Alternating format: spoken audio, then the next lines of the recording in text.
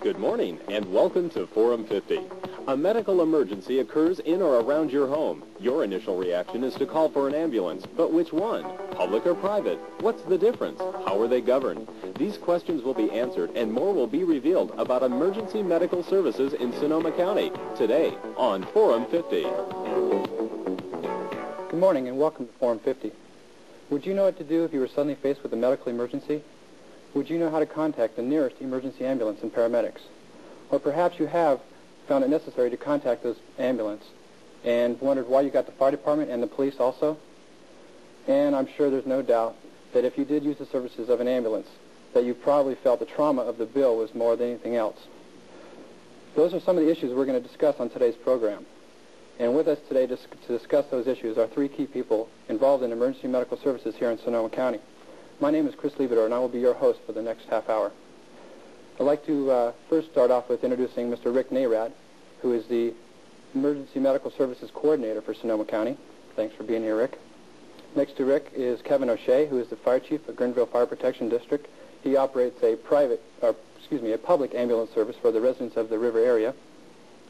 Next to Kevin is Mr. Ken Reed, who is a paramedic and the operations manager for Cato's Mercy Ambulance, which is a private ambulance service serving Sonoma County.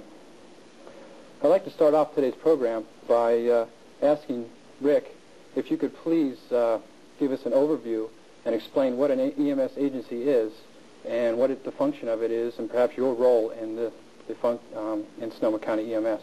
Well, Chris, the Emergency Medical Services System for Sonoma County includes an organization of all the ambulance providers, public and private, all the fire departments who are involved as first responders, and all the hospitals, as well as other emergency responders in the county. The role of the County Emergency Medical Services Agency is to coordinate the responses and the functions of these other agencies so that they work together as a single system, functioning like an organization to best serve the individual patient who has an emergency. Okay. Next, I'd like to ask Mr. Kevin O'Shea if he could please describe what the public ambulance role is in the EMS system, and how does it function? Okay, there are several public ambulance providers in Sonoma County. Two public ambulance providers are run and operated by fire departments, and we provide emergency medical services to the residents of a defined community or service area that we have, such as the Fire Protection District or our city limits. And we share our people back and forth through fire suppression and ambulance responses.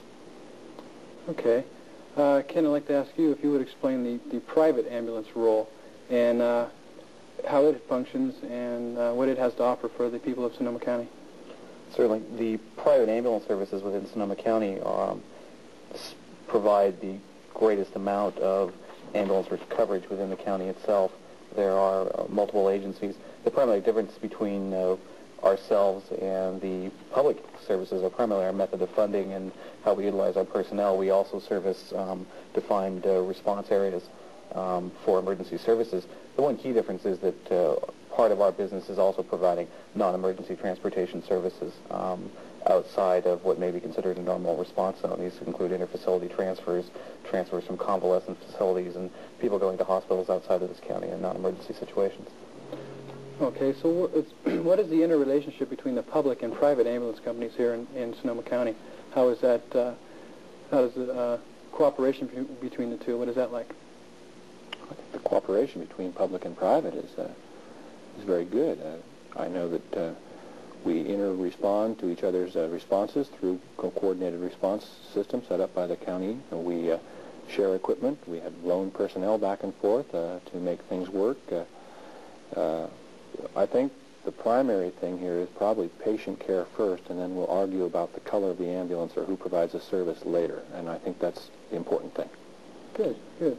It's important to realize that both of them are functioning as part of the system, that we treat both of them as important parts, each covering their own area as assigned or depending on their location, but both of them function in the same way, providing the same, hopefully, high level of care. The other thing to mention here is that each community will decide who the best provider is for their service. In the areas that there are public providers now, they were the ideal agencies to provide that ambulance transportation and various other services associated with that. And each community pretty much decides, depending on what its resources are, its needs, and who's available to provide those services. So I take it there is no one correct service or no one optimum service for any particular area or for all areas. That's right. I think in some areas it's public, in some areas it's private, other areas it may be hospital-based, and in other areas it's a combination of the three. There's no one way. It has to be depending on the needs and the resources of the individual community. And we see all those different areas in Sonoma County itself. Other than hospital-based, we have publics, we have privates, we have a private service contracting to provide the service for a public. Okay. I'd like to ask one more thing. As I mentioned in the opening, when people call an ambulance, oftentimes I've been asked, and they seem to be surprised why all of a sudden their living rooms are filled with all these firemen and policemen and ambulance personnel when they're simply called an ambulance. Rick, can you explain that maybe? I think that shows how our system is functioning. We have, I think it's 14 ambulance stations currently in Sonoma County. There are somewhere over 60 fire stations and numerous police officers who are not in a station. We want to get the quickest response to the individual who needs immediate response, such as a heart attack victim. And for that reason, we're going to send the closest fire department and possibly police officer as well as the ambulance, because they're going to get there first, provide the basic life support that's necessary while waiting for the ambulance to come in and then provide the advanced life support. It's important to note, going on what Rick said, that you can't always judge a call as it comes in. We all have radios. We can turn the equipment around. But if we needed the equipment and we don't have it on the road, then the chances of saving a life are lost.